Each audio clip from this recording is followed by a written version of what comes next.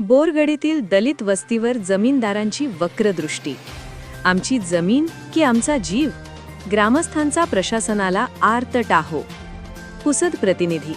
एकीकडे सरकार गाव तेथे रस्ता आणि अतिक्रमण मुक्त गाव या घोषणा देत असताना पुसद तालुक्यातील बोरगडी येथील जुन्या दलित वस्तीत मात्र परिस्थिती अत्यंत विदारक आणि संतापजनक आहे. पिढ्यानपिढ्या राहणाऱ्या गरिबांच्या हक्काच्या जमिनीवर स्थानिक धनदांडग्यांनी डोळा ठेवला असून छळवणुकीची सीमा ओलांडली गेल्याचा आरोप ग्रामस्थांनी केला आहे. 19 मार्चपर्यंत न्याय द्या, अन्यथा आत्मदहन करू, असा निर्वाणीचा इशारा आज शेकडो महिला पुरुषांनी उपविभागीय अधिकारी कार्यालयासमोर दिला. कोट्यावधींच्या जमिनीसाठी माणुसकी गहाण.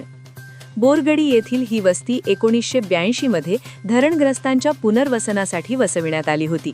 आज या जमिनीची किंमत कोट्यावधींच्या घरात गेल्याने काही बड्या जमीनदारांनी या जमिनीवर अतिक्रमण करण्याचा सपाटा लावला आहे. निवेदनातील आरोप अंगावर काटा आणणारे आहेत. अधमपणाचा कळस.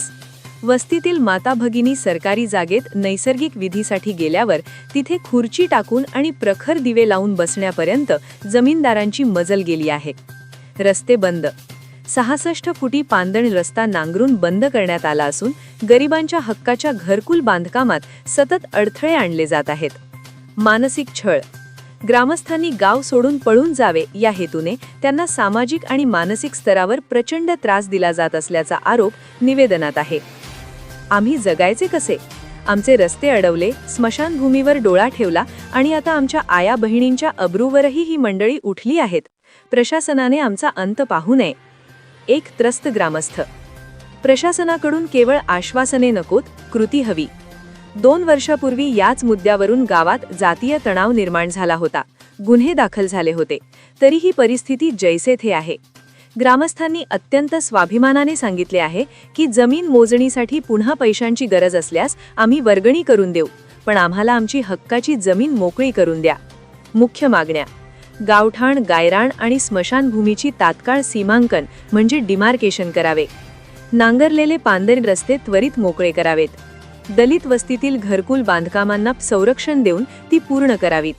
महिलांचा मानसिक छळ करणाऱ्यांवर कठोर कायदेशीर कारवाई व्हावी. निष्कर्ष: 19 मार्च ही डेडलाईन.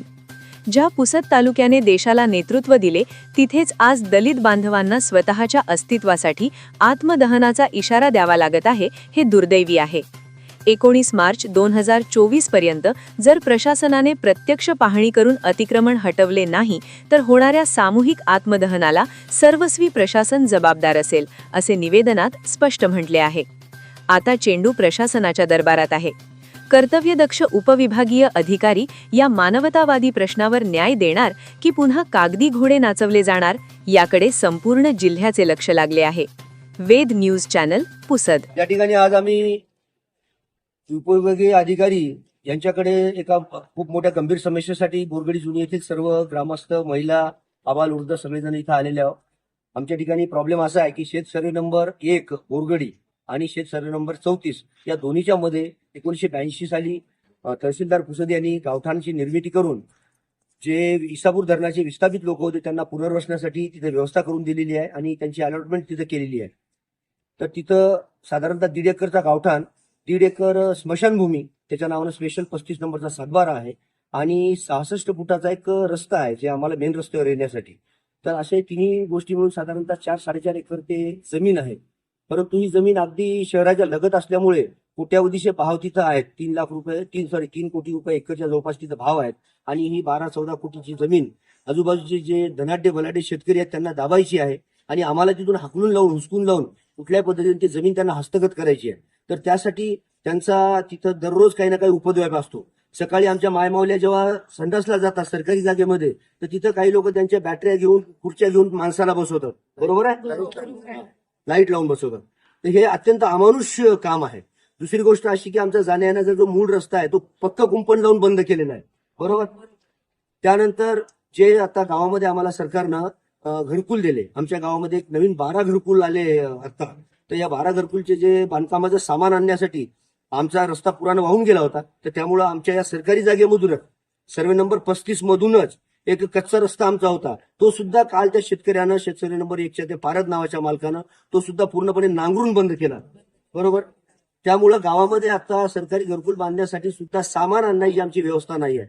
या पद्धतीने आम्ही कुठल्या प्रकारे चेरीस यावं, कंटाळून जावं आणि ते गावठाण सोडावं आणि सोडल्यानंतर या आजूबाजूच्या 3 शेतकऱ्यांनी ते गावठाण ताब्यात घ्यावं, अशा पद्धतीची भूमिका आहे. सध्या महाराष्ट्र शासन पांढरण रस्ते मोकळे करणं, लोकांना जागा निर्माण करून देणं यासाठी काम करत असताना आमच्या या ठिकाणी मात्र असं चालू आहे की हे लोक धनाढ्य बलाढ्य आहेत, अधिकाऱ्यांसोबत आमचे संबंध आहेत आणि आमचं कुठेही काही वाकडं होत नाही, अशा पद्धतीची त्या लोकांची भूमिका आहे. तर त्या संदर्भात आज आम्ही निवेदन द्यायला साहेबांकडे आलो. साहेबांना आम्ही विनंती केली की तुम्ही जायमुख्याची पाहणी करा, तिथे येऊन आम्ही म्हणतो ते प्रत्यक्ष खरं आहे की नाही त्याची शहानिशा करा आणि खरं असेल तर आमचा सरकारी अधिकार आम्हाला देऊन घरकुलासाठी ते सगळी जागा आणि ते जे अतिक्रमण आहे ते मुक्त करून द्या.